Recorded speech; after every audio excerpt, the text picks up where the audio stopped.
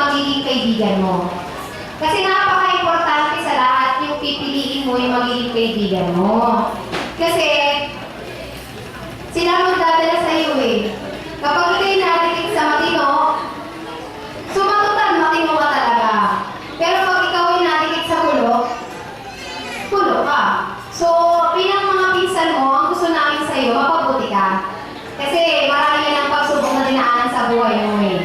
So, dapat maging challenge na sa iyo yun. Yun, happy birthday! Ang regalo ko sa iyo,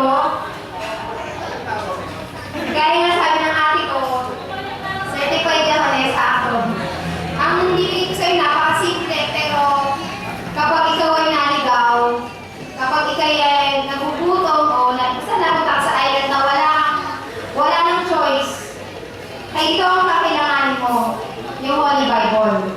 Napaka-importante ng salita ng Diyos sa buhay ng tao. Kung tayo nauuhaw, nandito lahat, kompleto ko. Kung baga sa may kain na, may ulam pa. May dessert pa. So, ang gusto ko lang, this is may symbolize ng ito, Nini. Kahit saan naman marating mo, maging successful ka, huwag kang makakalimot sa Diyos.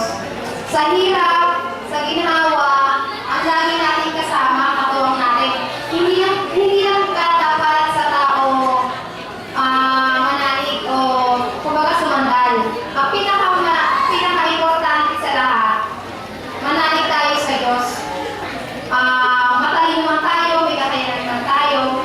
Lahat yan, biyaya ng Diyos sa atin. So, huwag ka makakalimot tumawag sa Diyos. Salamat!